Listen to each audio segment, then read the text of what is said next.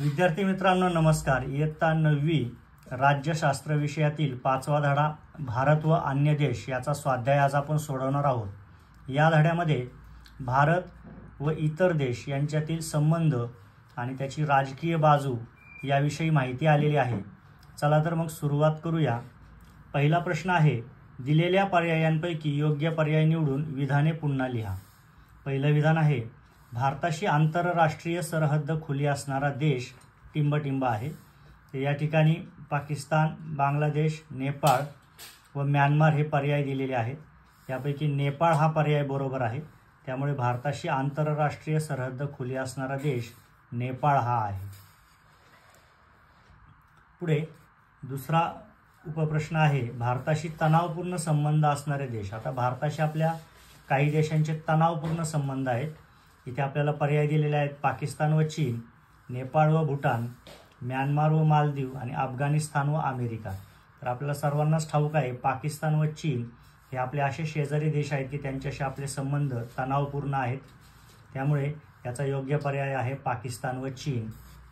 पुढे तिसरा उपप्रश्न आहे, भारत आणि पाकिस्तान या देशांच्या संबंधांवर प्रभाव असणाऱ्या बाबी। 1. दोन्ही राष्ट्रांच्या जागतिक दृष्टिकोनातील फरक। 2. काश्मीर समस्या।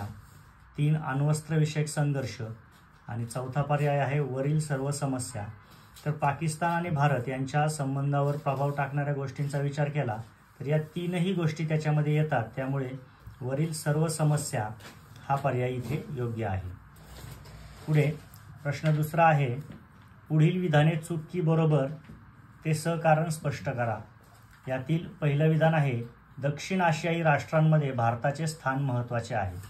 आता हे विधान चूक की बरोबर ते सांगून आपल्याला ते स्पष्ट करायचं आहे। तर हे विधान बरोबर आहे, कारण समानता, परस्परांबद्दल आदर या मूल्यांना अनुसरूनच भारत शेजारी राष्ट्रांशी संबंध ठेवतो। दक्षिण आशियाई राष्ट्रात भारत हा आकाराने मोठा असलेला देश आहे।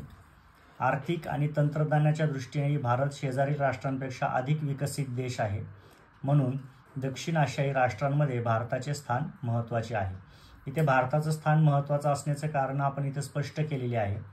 एकतर दक्षिण आशियाई राष्ट्रांमध्ये भारत हा सर्वात मोठा देश आहे आकाराने, त्याचबरोबर भारत आर्थिक आणि तंत्रज्ञानाच्या दृष्टीने इतर देशांपेक्षा अधिक विकसित झालेला आहे आणि त्यामुळे साहजिक दक्षिण आशियाई राष्ट्रांमध्ये भारताचे स्थान महत्त्वाचे आहे।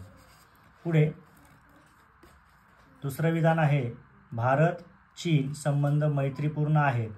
हे विधान चूक आहे, याचं कारण आता आपण देऊया। भारत व चीन यांच्यात सुरुवातीपासूनच मॅकमोहन सीमेरेषेवरून वाद चालू आहे। तिबेटच्या दलाई लामा यांनी भारतात आश्रय घेतल्याने चीनशी भारताचे संबंध बिघडले आहेत। चीनने पाकिस्तानला क्षेपणास्त्रे आणि अण्वस्त्रांचे तंत्रज्ञान दिल्यामुळे भारताच्या सुरक्षेला धोका पोहोचला आहे। या तीन महत्त्वपूर्ण कारणांमुळे भारत आणि चीन यांच्यातील संबंध हे कायम तणावपूर्ण आहेत। पुढे तिसरं विधान आहे, श्रीलंका सरकारच्या मदतीसाठी भारताने शांती सेना पाठवली। याचं कारण आपल्याला द्यायचं आहे। हे विधान बरोबर आहे, भारताने खरोखरच शांती सेना पाठवली होती। त्याचं कारण पाहूया। श्रीलंकेतील तमिळ लोक आणि श्रीलंकेचे सरकार यांच्यात 1985 नंतर संघर्ष वाढीस लागला। या संघर्षामुळे श्रीलंकेत राजकीय अस्थिरता निर्माण झाली, श्रीलंकेत हिंसाचार वाढला। त्यामुळे मैत्रीपूर्ण संबंध असलेल्या भारताने शांतता निर्माण करण्याच्या उद्देशाने श्रीलंकेच्या सरकारच्या मदतीसाठी शांती सेना पाठवली। अशा पद्धतीने श्रीलंकेमध्ये जो हिंसाचार वाढला होता तो थांबवण्यासाठी भारताने शांती सेना पाठवली होती, हे आपण इथे स्पष्ट केलेलं आहे। पुढे प्रश्न तिसरा आहे, दिलेल्या सूचनेप्रमाणे कृती करा। 1. पुढील तक्ता पूर्ण करा। या ठिकाणी आपल्याला तक्ता पूर्ण करायचा आहे। तर इथे अनुक्रमांक आहे, झालेले करार किंवा देवाणघेवाण आणि इकडे त्या करार किंवा देवाणघेवाणीमध्ये कोणते देश संबंधित होते त्या देशांची नावे इकडे लिहायची आहेत। तर पहिला भारत पाकिस्तान यांच्यामध्ये सिमला करार झाला होता। आपल्याला भारत पाकिस्तान संबंधित देश दिलेले आहेत आणि झालेला करार आहे सिमला करार, तो आपण इथे गाळलेली जागा भरलेली आहे। दुसरं मॅकमोहन रेषा हा झालेला करार आहे, तर तो भारत व चीन यांच्यात झालेला होता, त्यामुळे इथे भारत व चीन ही आपण गाळलेली जागा भरलेली आहे। पुढे भारत बांगलादेश ही जोडी दिलेली आहे संबंधित देशांची, तर यांच्या संदर्भामध्ये पाणी वाटप व सीमारेषेविषयी करार झालेले आहेत, ते आपण इथे लिहिलेलं आहे. पुढे नैसर्गिक वायूची आयात, नैसर्गिक वायूची जी आयात आहे त्याविषयी इथे आपल्याला कोणते दोन देश संबंधित आहे ते लिहायचं आहे. तर भारत आणि म्यानमार हे दोन देश नैसर्गिक वायूची आयात या संदर्भात एकमेकाशी संबंधित आहे. त्यानंतर भारत अमेरिका या दोन देशांमध्ये नागरी अणुसहकार्य करार झालेला आहे, तो आपण या ठिकाणी लिहिलेला आहे. पुढे पायाभूत क्षेत्रविकास, दळणवळण, आरोग्य या संदर्भामध्ये करार झालेले देश आहेत भारत आणि मालदीव. आणि पुढे भारत आणि आफ्रिका या देशांमध्ये जो संबंध आलेला आहे किंवा जो करार आलेला आहे तो शिखर परिषद 2015च्या अनुषंगाने आलेला आहे. त्यामुळे इथे आपण काही ठिकाणी संबंधित देश ओळखून लिहिलेले आहेत, तर काही ठिकाणी संबंधित देश दिलेले असताना त्यांच्यात झालेले करार व देवाणघेवाण इथे आपण लिहिलेली आहे आणि हा तक्ता पूर्ण केलेला आहे. पुढे प्रश्न 4 आहे, पुढील संकल्पना स्पष्ट करा. या ठिकाणी आपल्याला संकल्पना स्पष्ट करायची आहे. यामध्ये पहिला आहे सिमला करार. सिमला करार हा एक प्रसिद्ध करार आहे, त्याची संकल्पना आपल्याला इथे स्पष्ट करायची आहे. 1972 साली भारताच्या तत्कालीन प्रधानमंत्री इंदिरा गांधी व पाकिस्तानचे प्रधानमंत्री जुल्फिकार अली भुट्टो यांच्यात सिमला करार झाला. 1972 साली भारत आणि पाकिस्तानमध्ये झालेला हा करार आहे. त्यावेळेस भारताचे प्रधानमंत्री इंदिरा गांधी या होत्या आणि पाकिस्तानचे प्रधानमंत्री जुल्फिकार अली भुट्टो हे होते. भारत आणि पाकिस्तान यांच्यातील संघर्ष द्विपक्षीय पातळीवरच सोडवावेत, त्यात तिसऱ्या पक्षाला स्थान नको ही भारताची भूमिका होती. याच तत्वावर 1972 साली दोन्ही देशात सिमला करार झाला. या कराराने भारत व पाकिस्तान यांच्यातील परस्पर देवाणघेवाणीसाठी एक नवा आराखडा तयार करण्यात आला, परंतु पुढे पाकिस्तानने या कराराचे पालन केले नाही. अशा पद्धतीने सिमला करार कोणामध्ये झाला, कशाच्या संदर्भात होता, हे आपण या ठिकाणी संकल्पनेमध्ये स्पष्ट केलेलं आहे. पुढे भारत नेपाळ मैत्री करार ही संकल्पना आता स्पष्ट करायची आहे. 1950 साली भारत व नेपाळ यांच्यात मैत्री करार झाला. या करारामुळे भारत व नेपाळ यांच्यात सौहार्दाचे संबंध प्रस्थापित झाले. नेपाळमधील नागरिकांना भारतामध्ये सहज प्रवेश मिळू लागला. नेपाळी नागरिकाला भारतात सरकारी नोकरी करण्याचा, उद्योग करण्याचा परवाना मिळाला. नेपाळच्या पायाभूत सुविधा, अन्नधान्य आणि व्यापार याबाबत भारताने नेपाळला मदत करावी असेही या मैत्री कराराने ठरवण्यात आले. अशा पद्धतीने भारत व नेपाळ मैत्री करार आणि त्यानुसार कोणकोणत्या गोष्टी पुढे शक्य झाल्या या कराराद्वारे ते आपण इथे स्पष्ट केलेलं आहे. पुढे तिसरी संकल्पना आहे मॅकमोहन रेषा. या संदर्भातील आता संकल्पना आपल्याला स्पष्ट करायची आहे.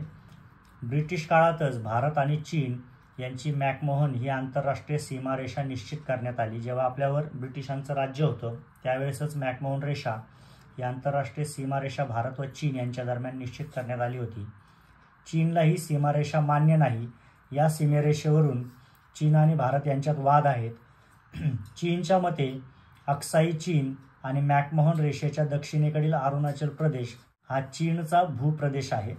म्हणजे जी रेषा निश्चित करण्यात आली होती सीमारेषा, ती सीमारेषा चीन देशाला मान्य नाही आणि त्यांच्या मते अक्साई चीन आणि मॅकमोहन रेषेच्या दक्षिणेकडील अरुणाचल प्रदेश हा अरुणाचल प्रदेश आपल्या भारतातील एक राज्य आहे. तर या राज्याचा भाग हा चीनचा भूप्रदेश आहे असं चीनचं मत आहे. हा सीमावाद संवादाच्या मार्गाने सुटावा म्हणून भारताने सुरुवातीपासूनच प्रयत्न केले, परंतु या सीमारेषेच्या वादातून चीनने 1962 मध्ये भारतावर आक्रमणही केले होते. सध्या सीमा प्रश्न सुटलेला नसला तरी तो थोडा मागे पडला आहे. अशा पद्धतीने मॅकमोहन रेषा ही चीन व भारत या दोन देशांच्या सीमारेषेवर आहे. त्या संदर्भातील जी माहिती आहे ती आपण इथे मांडलेली आहे. पुढे चौथी संकल्पना आहे भारत अफगाणिस्तान संबंध. तर इथे भारत अफगाणिस्तान संबंध कशा प्रकारचे आहेत ते आपल्याला इथे स्पष्ट करायचं आहे.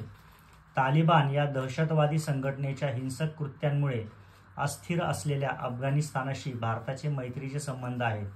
भारत अफगाणिस्तानला पुढील बाबतीत मदत करते: हिंसाचाराला आळा घालून शांतता, सुरक्षितता आणि स्थैर्य निर्माण करणे, लोकशाही सरकार स्थापन करण्यास मदत करणे, युद्धामुळे नष्ट झालेल्या दळणवळणाच्या सुविधा निर्माण करणे, रस्ते बांधणी, विज्ञान व तंत्रज्ञान, बंदर उभारणी, आरोग्य सिंचन प्रकल्प उभारणी इत्यादी क्षेत्रात मदत करणे. तर अशा पद्धतीने अफगाणिस्तान या राष्ट्रामध्ये तालिबान या दहशतवादी संघटनेच्या हिंसक कृत्यामुळे अत्यंत अस्थिरता निर्माण झाली होती, परंतु भारताने बऱ्याच बाबतीमध्ये अफगाणिस्तानला मदत केलेली आहे. त्यामुळे भारत व अफगाणिस्तान यांच्यात चांगले संबंध आहेत. पुढे प्रश्न 5वा आहे. पुढील प्रश्नांची थोडक्यात उत्तरे लिहा. पहिला आहे, भारत अमेरिका यांच्यात सहकार्याचे संबंध निर्माण होण्यामागील पार्श्वभूमी विशद करा. भारत व अमेरिका यांच्यामध्ये सहकार्याचे संबंध निर्माण झालेले आहेत, त्याच्या मागची पार्श्वभूमी इथे आपल्याला वर्णन करायची आहे. तर पाहूया. भारत आणि अमेरिका यांच्यातील समान दुवा म्हणजे दोन्ही देशात असलेली लोकशाही. भारत आणि अमेरिका या दोन्ही देशांमध्ये लोकशाही आहे. नोकरी आणि शिक्षण या निमित्ताने अमेरिकेत गेलेल्या अनेक भारतीयांनी अमेरिकेशी सांस्कृतिक, सामाजिक आणि आर्थिक संबंध प्रस्थापित केलेले आहेत.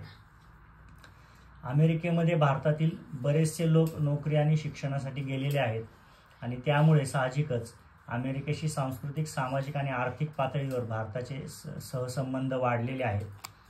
पुढे शीतयुद्धानंतर भारताचे अमेरिकेशी सुरक्षाविषयक संबंध अधिक वाढले. सुरुवातीपासूनच अमेरिकेशी असलेले व्यापारी संबंध भारताने मुक्त अर्थव्यवस्थेचा स्वीकार केल्यानंतर अधिक दृढ झाले. अशा रीतीने भारत अमेरिका यांच्यात सहकार्याचे संबंध वाढत गेले. तर इथे आपण भारत अमेरिका यांच्यात सहकार्याचे संबंध जे निर्माण झालेले आहेत त्याची संपूर्ण पार्श्वभूमी इथे स्पष्ट केलेली आहे. पुढे दुसरा उपप्रश्न आहे, शेजारच्या राष्ट्रांमध्ये लोकशाही प्रस्थापित होण्यासाठी भारताने केलेल्या प्रयत्नांविषयी उदाहरणांसह माहिती लिहा. तर भारताचे जे शेजारी देश आहेत या देशांमध्ये उत्तम लोकशाही प्रस्थापित व्हावी यासाठी भारताने बऱ्याचदा प्रयत्न केलेले आहेत. प्रत्यक्ष उदाहरणांसह आपल्याला इथे माहिती द्यायची आहे. तर समानता, लोकशाही, परस्परांबद्दल आदर आणि शांततामय सहजीवन या मूल्यांवर भारताचे परराष्ट्र धोरण आधारलेले आहे. आपल्या भारताचे जे परराष्ट्र धोरण आहे त्यामध्ये समानता, लोकशाही, परस्परांबद्दल आदर आणि शांततामय सहजीवन ही मूल्य जोपासली जातात. अनेकदा आक्रमणे आणि घुसखोरी करूनही भारत पाकिस्तान आणि चीन या राष्ट्रांशी मैत्रीपूर्ण संवाद करतो. तर पाकिस्तान आणि चीन हे असे देश आहेत की त्यांनी भारतावर अनेकदा आक्रमणे केलेली आहेत, भारताच्या सीमारेषांवर घुसखोरी करण्याचा प्रयत्न सुद्धा केलेला आहे, तरी सुद्धा भारत त्यांच्याशी मैत्रीपूर्ण संवाद करतो. अफगाणिस्तानात लोकशाही सरकार स्थापन होण्यास भारताने मदत केली आहे. पाकिस्तानच्या वर्चस्वापासून मुक्त होण्यासाठी भारताने बांगलादेशाला मदत केली. श्रीलंकेतील संघर्ष संपवून लोकशाही सरकार मजबूत करण्यासाठी भारताने मदतीसाठी शांती सेना पाठवली. नेपाळ, भूटान, मालदीव या राष्ट्रांनाही भारताने अनेक प्रकारची मदत करून तेथील लोकशाही बळकट करण्याचा प्रयत्न केला आहे. अशा पद्धतीने भारताचे सर्व शेजारी देश जे आहेत त्या सर्व देशांमध्ये उत्तम लोकशाही प्रस्थापित व्हावी, त्यांचंही तेथील लोकांचं जीवन व्यवस्थित चालावं यासाठी भारताने कायमच प्रयत्न केलेले आहेत. यातील काही उल्लेखनीय प्रयत्न आपण या उत्तरामध्ये मांडलेले आहेत. पुढे तिसरा प्रश्न आहे, दक्षिण आशियाई प्रादेशिक सहकारी संघटना कोणते कार्य करीत आहे? दक्षिण आशियाई प्रादेशिक सहकारी संघटना ही दक्षिण आशियातील देशांची एक संघटना आहे. तिला सार्क असं एक नाव आहे, सार्क असंही आपण म्हणतो तिला. तर दक्षिण आशियाई प्रादेशिक सहकारी संघटना म्हणजे सार्क पुढील कार्य करत आहे. 1. दक्षिण आशियाई राष्ट्रांमध्ये आर्थिक सहकार्य निर्माण करून त्याद्वारे दक्षिण आशियाचा विकास करणे. 2. दक्षिण आशियाई राष्ट्रांतून दारिद्र्य निर्मूलन करणे, शेतीचा विकास करणे. 3. संपूर्ण आशियाचे एक मुक्त व्यापार क्षेत्र निर्माण करणे. आणि 4. आशियाई राष्ट्रांच्या समान विकासासाठी दक्षिण आशियाई विश्वविद्यालय यासारख्या संस्था सुरू करणे. अशा पद्धतीने दक्षिण आशियाई प्रादेशिक सहकार्य संघटना ही दक्षिण आशियातील सर्व राष्ट्रांचा योग्य विकास व्हावा या दिशेने हे महत्त्वाचे प्रयत्न करत आहे. त्याच्या कार्याची मांडणी आपण या उत्तरामध्ये केलेली आहे. या ठिकाणी आपला स्वाध्याय पूर्ण होत आहे. या स्वाध्यायामध्ये आपण पाठाखालील प्रश्नांची उत्तरे लिहिलेली आहेत. अशाच आणखी प्रश्नांचा सराव करा. धन्यवाद.